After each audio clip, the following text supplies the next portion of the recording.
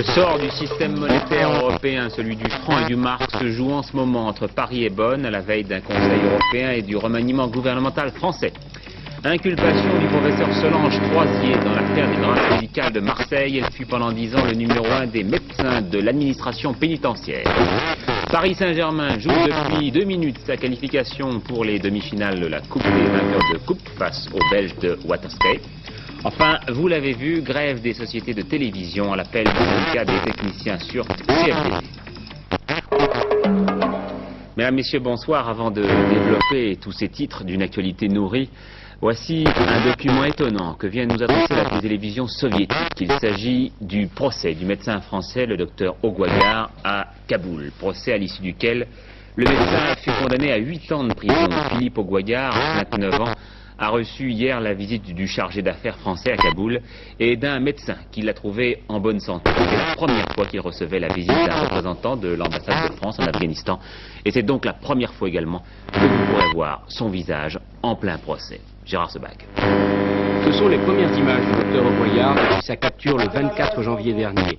Resté au secret pendant près de 2 mois, personne n'avait pu l'approcher dans sa prison de Kaboul, ni sa famille, ni les représentants de l'ambassade de France. Au cours de ce procès plutôt expéditif, puisqu'il n'a bénéficié d'aucune assistance judiciaire, il a été accusé d'entrée illégale en Afghanistan et de collaboration avec les contre-révolutionnaires. En réalité, Philippe Ogouagar, médecin de l'association Aide médicale internationale, se trouvait dans une zone contrôlée par la résistance afghane pour y soigner les populations civiles. C'est un commando héliporté soviétique qu'il avait capturé après un accrochage avec des rebelles. Au cours de ce procès en présence d'un public nombreux, il faut tout de même noter que n'a pas été retenu contre lui d'accusation d'espionnage, la plus grave en temps de guerre, et que depuis le verdict donc, un représentant de l'ambassade de France a pu lui rendre visite dans sa prison. C'est donc un conseil des ministres presque normal qui s'est tenu ce matin à l'Élysée, les habituelles communications sur un nouveau statut général de la fonction publique et sur l'abaissement de l'âge de la retraite à 60 ans, 2 mesures importantes. Les habituelles nominations individuelles, ce matin celle de l'ancien directeur adjoint du cabinet de Pierre Mauroy, Jean-Pierre Levade, comme PDG de la compagnie financière de Suez, et celle du général de division Maurice Schmitt, comme major général de l'armée de terre. Vous savez que son prédécesseur, le général Delaunay, en désaccord avec son ministre, a quitté ses fonctions et a été admis dans ce que l'on appelle la 2e section. Mais il y avait quand même bien des arrière-pensées ce matin à l'Élysée. On sait ce gouvernement sursis, du moins dans sa composition actuelle, et cela n'empêchait pas les ministres de sourire comme si de rien n'était. Bernard Pradino. Sourire discret en tout début de matinée pour certains des ministres sous le regard impartial des caméras et appareils de photo. Monsieur Mauroy, premier sur le perron, comme chaque mercredi, l'air sérieux. Derrière le Premier ministre, au rythme du carrousel des voitures officielles, 33 autres ministres escaladeront les marches, un bonjour discret, un geste de la main, et pour certains une indifférence marquée, mais sans doute préoccupée. Fin de matinée, sortie du Conseil, l'ambiance a changé. Les sourires se font larges, les saluts plus sonores. On note parfois un semblant d'ironie devant cette assemblée de journalistes.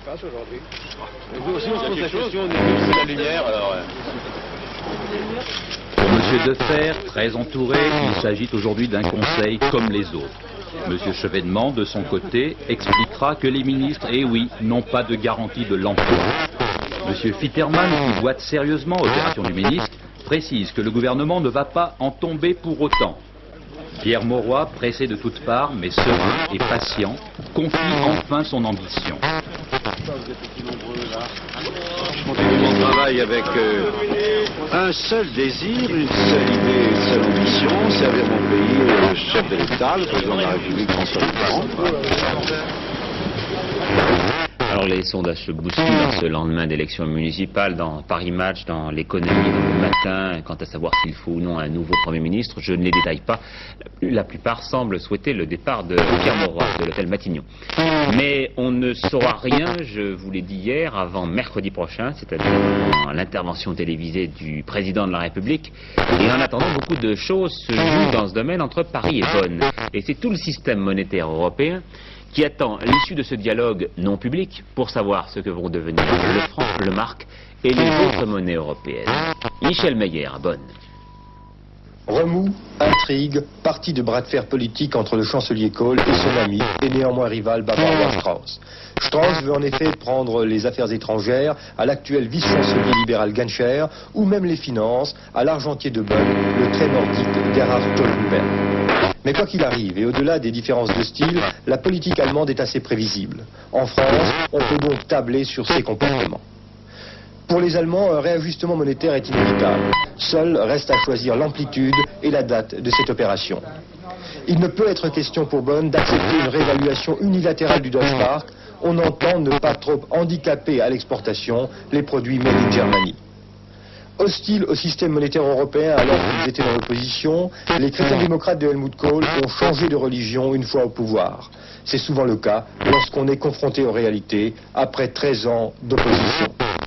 Tout sera donc fait pour que se poursuive la détente déjà observée aujourd'hui sur le front monétaire, afin de réaménager à froid, tout en le stabilisant, le système monétaire européen.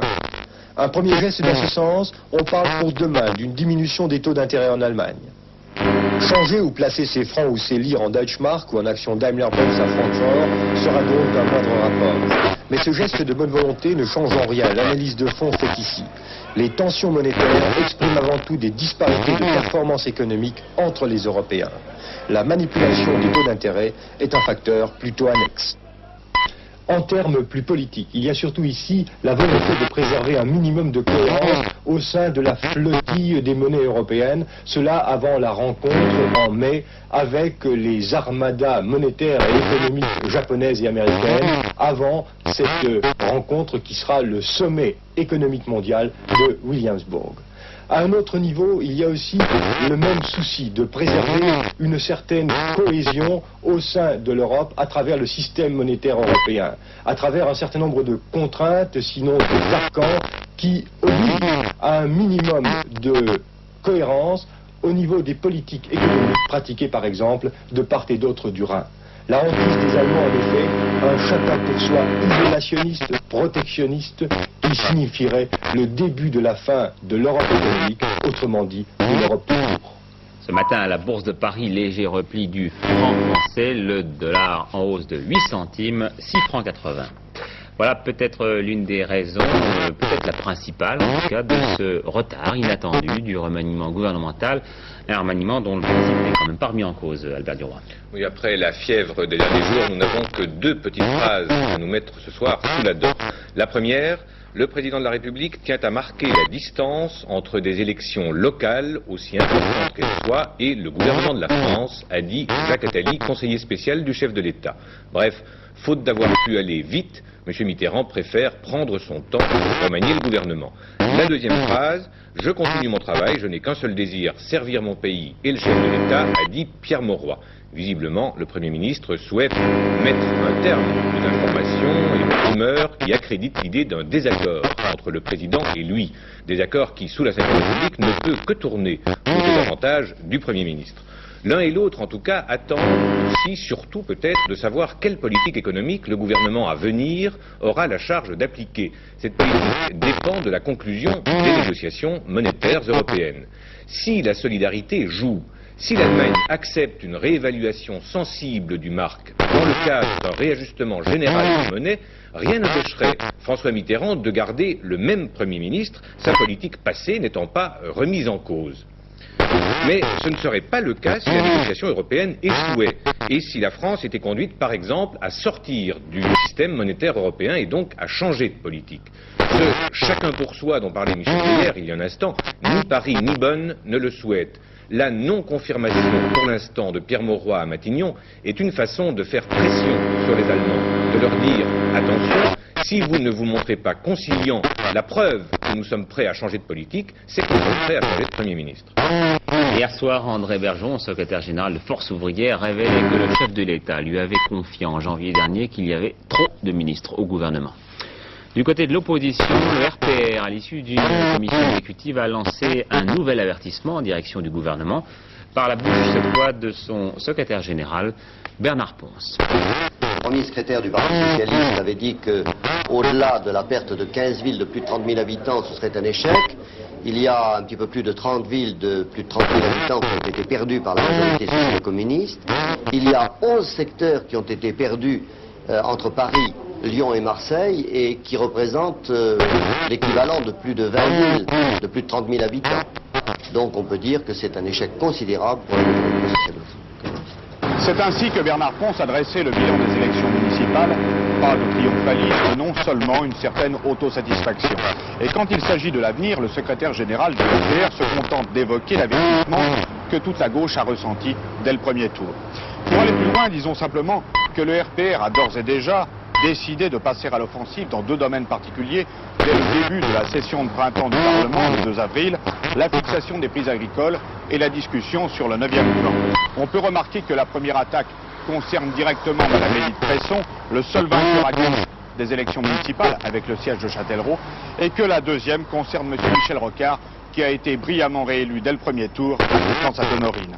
Deux dossiers donc, deux personnalités de premier plan visées, ce n'est sans doute pas un hasard. Un ballon d'oxygène pour la cellulose de Strasbourg qui avait arrêté ses activités, mettant de nombreux salariés en chômage. La nouvelle société vient de conclure un contrat de location-gérance avec le syndic chargé de la liquidation de l'ancienne société. Les professionnels du papier et des pouvoirs publics estiment donc que l'entreprise est tout à fait viable. Protestation unanime des syndicats de journalistes de l'AFP après les critiques formulées hier par Henri Krasuki, le secrétaire général de la CGT, à propos d'une dépêche de cette agence concernant le conflit de Citroën Aulnay. La CFDT, le SNJ, Force ouvrière, la CGT, mais aussi la CGT elle-même, journaliste de l'AFP, expriment leur total désaccord avec ces critiques. Et puis des explications sur un conflit qui vous touche encore de plus près, celui du centre nerveux de la télévision française, ici même, rue Cognac-Jet.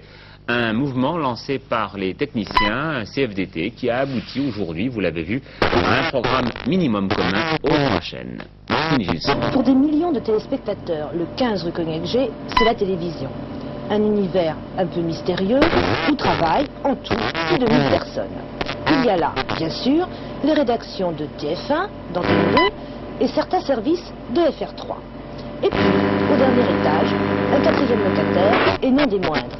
TDF, Télédiffusion de France, sans les techniciens de TDF, qui sont chargés chaque jour de diffuser entre autres les reportages fabriqués par les trois chaînes, vous ne pourriez voir chaque soir votre journal sur votre écran. Cette pièce encombrée d'appareils électroniques, c'est le nodal. C'est de là que partent chaque jour les images que vous recevez sur votre écran. Et c'est là aussi que se joue la grève d'aujourd'hui. Antenne 2, un peu à l'étroit dans ses locaux, doit déménager et créer son propre nodal. C'est précisément ce que craignent les techniciens de la CFDT. L'éclatement en deux du nodal, des services et à terme la privatisation du service public.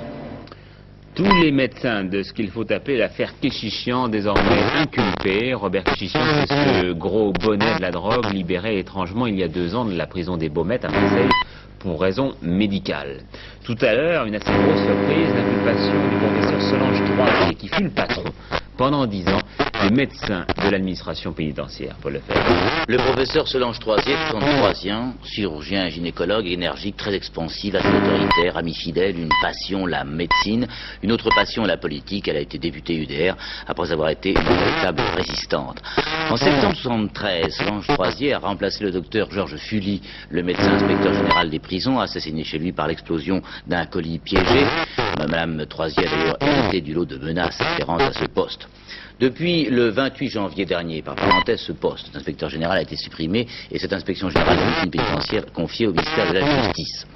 Solange Troisier a un profil qui, à première vue, ne colle pas avec l'inculpation prononcée aujourd'hui à Marseille par le juge Christian Rezeguet, fabrication et usage de faux certificats médicaux, article 160 du Code pénal, maximum 3 ans de prison.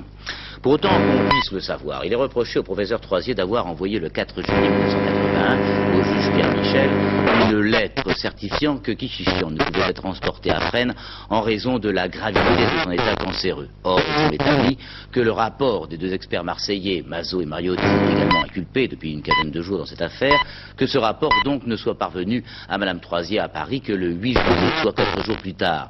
Peut-être le professeur Troisier s'est-elle défendu devant le juge en disant qu'elle avait fait confiance au rapport verbal des experts de Marseille avant son départ en vacances le 4 juillet justement. directement. Ça se passe parfois et c'est souvent une erreur, mais ce n'est qu'une hypothèse. Reste tout de même une question qui est fondamentale dans ce dossier Kichichian. Avec 2 rapports favorables à la thèse de la réalité de la maladie de Kichichian, le juge Pierre Michel avait la possibilité de placer le trafiquant de drogue au centre anticancéreux de Marseille ou dans un autre hôpital ouvert et de le faire garder par la police durant son traitement, bien sûr aux frais de l'administration pénitentiaire. C'est un problème qu'il faut examiner. Il ne l'a pas fait, Pierre Michel, et il a accepté la mise en liberté le 12 juillet 81. A-t-il été convaincu malgré ses soupçons? A-t-il été menacé lui aussi? Ou simple hypothèse de ma part, Pierre Michel, le juge assassiné, a-t-il passé, pour ne pas tout perdre, un accord de renseignement, si vous me permettez l'expression, avec Kichichian? Peut-être le juge Christian Rességuier connaît-il ce soir déjà la réponse. Et voilà qu'un autre trafiquant de drogue libéré il y a un peu plus de 2 ans, lui aussi pour raison médicale, vient d'être arrêté à Marseille et réincarcéré à la prison hôpital des Baumettes. Son nom, Gabi Graziani, c'est-à-dire l'un des parrains de la filière franco-sicilienne. Enquête sur place à Marseille, Dominique Thiers. Qui est réellement cet homme de 61 ans, Gabriel Graziani dit Gabi? Un père tranquille ou un gros bonnet de la drogue? Depuis une arrestation en 1961, Graziani est considéré par certains policiers comme le bras droit du trafiquant Paroutian, mais rien ne l'accuse directement. 1977, Graziani est arrêté à la suite d'un hold-up à la Caisse d'épargne de Lyon. La police marseillaise perquisitionne à son domicile au 80 de la rue Françoise Dupas. 113 grammes de morphine base sont découverts dans son appartement. L'analyse des échantillons de drogue montrera plus tard que la morphine interceptée a les mêmes caractéristiques que celle saisie dans un laboratoire de la Ciotat en 1978. Lorsqu'il passe en jugement en 1979, Graziani est condamné à 15 ans de réclusion. Comme il souffre de troubles cardiaques, il est incarcéré à la prison hôpital des Baumettes. 1980, coup de théâtre. Alain Colombani, médecin-chef des Baumettes, atteste que l'état de santé de Graziani est incompatible avec une incarcération, une procédure qu'il expliquait il y a quelques mois. Mon rôle, et le rôle de tout médecin de l'administration pénitentiaire, est d'attirer l'attention des autorités compétentes sur l'état de santé d'un détenu à un moment donné. Le juge d'application des peines accorde donc à Graziani, le 31 décembre 80, une liberté provisoire renouvelable tous les 3 mois sur présentation de certificats médicaux. Ils sont établis par 3 médecins experts marseillais. Le mois dernier, test de routine, Graziani est convoqué ici au centre hospitalier de la Timone. Mais cette fois, ce sont des experts lyonnais qui l'examinent. Le juge François Hardier, chargé du dossier grâce médicale, assiste aux différents contrôles. Ont-ils constaté, ces nouveaux experts, contrairement aux affirmations de leurs collègues marseillais, que l'état de santé de Graziani ne nécessitait pas une liberté provisoire? C'est probable. Au palais de justice, on se refuse pour l'instant à tout commentaire. Graziani a retrouvé depuis hier matin la prison hôpital des Baumettes. Le docteur Colombani, incarcéré en février 83, devra, une fois de plus, répondre aux questions des juges Hardier et Rasséguier. Le dossier grâce médicale est décidément de plus en plus épais. Autre parrain sous les verrous, un parrain de la prostitution, celui-là François Orsoni, important proxénète établi sur la Côte d'Azur. Les policiers semblent vouloir frapper Pierrot. Étonnant témoignage pour la première fois de la belle-fille de Klaus Barbie qui vit toujours en Bolivie. Mon beau-père était un homme juste, un homme intègre, a dit Françoise Altman sur France Inter. Il appréciait Jean Moulin, en d'autres circonstances, ils auraient pu être amis. Corse, inculpation de l'auteur de 5 attentats, dont 3 revendiqués par le FLNC.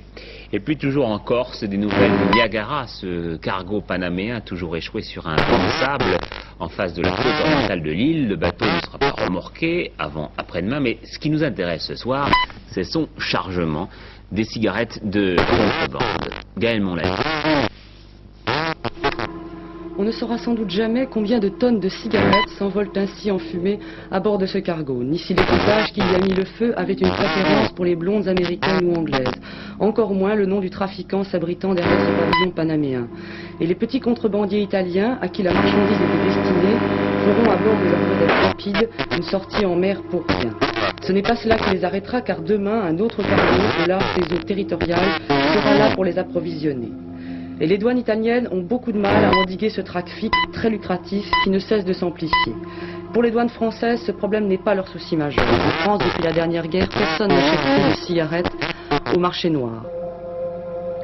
Mais notre pays constitue souvent une zone de transit Pour les camions partant d'Europe du Nord ou des pays de l'Est descendent vers l'Espagne et le Maroc, ou encore, via la Suisse, plaque tournante, se dirigent vers le sud. En 82, 20 tonnes ont été saisies, surtout lors de passage à la frontière espagnole. Mais la même année, les douanes françaises ont intercepté 22 tonnes de stupéfiants, prise beaucoup plus importante à l'origine. Toujours selon les douanes, les organisateurs seraient d'honorables négociants suisses. Une tonne de cigarettes rapporterait une centaine de millions de centimes. Et il s'agit de plusieurs centaines de tonnes. De plus, ce trafic très bien organisé s'accompagnerait souvent de contrebande d'alcool ou d'armes. Bien sûr, les vendeurs à la sauvette des rues italiennes ou marocaines n'ont pas conscience de participer à ce réseau international. On estime en effet qu'à Naples, uniquement, une personne sur 10 serait mêlée à ce marché noir. Il faut bien vivre. Alors, comme au bon vieux temps des corsaires, les contrebandiers italiens iront chaque jour à nouveau en mer dans l'attente d'un cargo qui n'aurait pas eu le tort de s'échouer au large de la Corse. Du sport pour terminer ce journal, à commencer par la fin de Paris-Nice avec la nouvelle victoire de l'Irlandais Sean Kelly, déjà vainqueur l'année dernière. Au classement général, il devance de plus d'une minute le Suisse Gréset et plus loin les Néerlandais Bonks et Zoetemelk. Vous voyez ici donc le maillot blanc du leader et finalement vainqueur au classement général de Paris-Nice, Sean Kelly. Rugby, figurez-vous que les joueurs du 15 de France ont menacé ce matin de se mettre en grève parce qu'ils n'avaient pas obtenu la totalité des places payantes auxquelles ils ont droit à chaque match. Pour la rencontre France-Galles samedi au Parc des Princes, il y avait déjà eu 100 000 demandes. Autre rencontre très suivie, même si elle n'est pas télévisée, et là il s'agit de football, c'est Paris Saint-Germain contre Waterschei en Belgique. Un match qui a commencé il y a déjà 20 minutes, rien de spécial Thierry. Il faut dire que ça chauffe, hein. Baratini a les mains bien au chaud, les jaunes de Waterschei ont tiré une fois sur la transversale par Vordaker, ce joueur que l'on voit, le petit blanc là qui ressemble un petit peu à Tintin. Et Battenay a sauvé un ballon très chaud sur la ligne de but alors que l'arrière-défense de Paris Saint-Germain était battue. Mais enfin pour l'instant, les Parisiens tiennent toujours. La marque est de 0-0, on joue depuis 21 minutes. Et il faudra tenir comme ça jusqu'au bout. Ils n'ont pratiquement pas eu d'occasion de but, mais enfin pour l'instant ils tiennent. D'accord, les pronostics de Pierre Bresse pour le quartet de demain à Évry, le 7, le 16, le 23, le 4, le 11, le 18, le 9 et le 17, non partant Fumolo de la Rossignolette. Avec Philippe Dumez, la météo maintenant. Oui, bien la France est coupée en trois. Dans l'extrême sud-est, il y aura de la pluie, de la neige au-dessus de 800 mètres et un risque d'avalanche sur les Hautes-Alpes très important. Derrière, c'est un temps variable avec un Mistral et une Tramontane qui vont s'atténuer dans la soirée. Derrière encore, la zone de pluie va s'étendre de plus en plus pour atteindre le soir la Picardie, une zone allant de la Picardie à la Vendée. Pour les températures, eh bien c'est assez simple, elles vont de 8 à 13 degrés à peu près sur toute la France. Et pendant que vous regardez notre éphéméride, eh bien, sachez que la météorologie nationale prévoit du beau temps pour samedi et dimanche prochain. Voilà, prochain journal demain à 12h45. J'aurai le plaisir de vous retrouver à 20h. Fin de cette édition un petit peu plus courte qu'à l'habitude. Grève oblige. Je rappelle donc cette grève du syndicat SURT CFDT des techniciens à la télévision. Je rappelle également l'inculpation du professeur Solange Troisier dans l'affaire des grâces médicales de Marseille. Solange Troisier qui fut pendant 10 ans le patron des médecins de l'administration pénitentiaire. Voilà pour l'essentiel de cette actualité. Je le plaisir donc de vous retrouver demain à 20h. Bonne soirée à tous sur Antenne 2.